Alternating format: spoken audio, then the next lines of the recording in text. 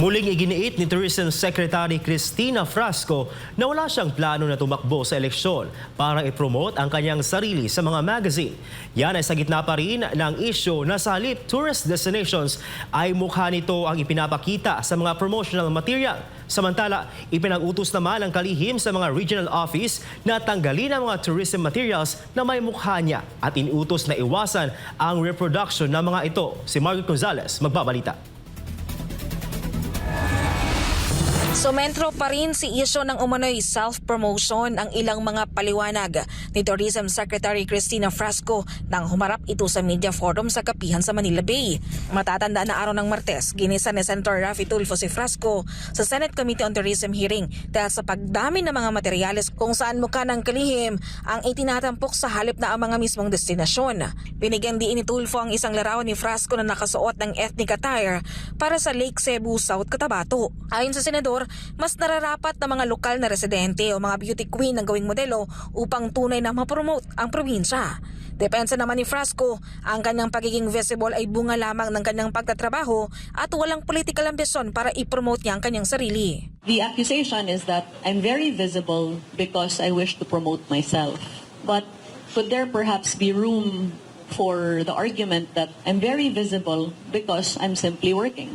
Nothing else. The accusation of self-promotion falls flat in the face of the fact that I'm not running.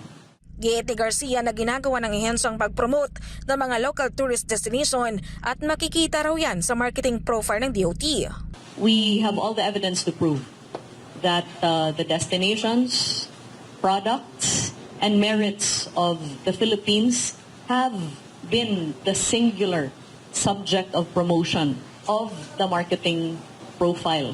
That being said, we invite a close scrutiny of the promotions that has been done because we are fully confident of the fact that we have not wavered or reneged on the obligation to promote.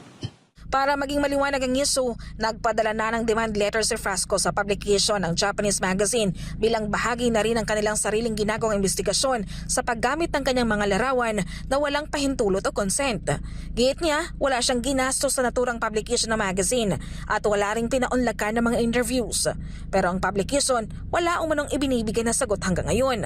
Immediately upon learning of this publication, I directed the conduct of an investigation, which then led to the sending of a demand letter to Philippine Topics to make sure that they're able to clarify their position. What's the response? They have not yet responded. When did you send it? So far, I've done nothing but work as hard as I can for the Filipino people. Maliban dyan, ayon sa kalihim, nagbigay na siya ng direktiba sa lahat ng DOT regional offices na itigil ang reproduction at tanggalin ang mga materyales na may kanyang imahe. Nakiusap din siya sa mga LGU na alisin ang mga tarpaulin na may kanyang mukha. We already issued an order to our regional offices that as far as we are concerned in the DOT, to number one, take down any material that may bear my image. Number two, to not produce any material that may bear my image. And number three, if we could request our LGUs just so to take this issue of such small importance out as a distraction, since there's so many other things that we need to consider that are of national importance.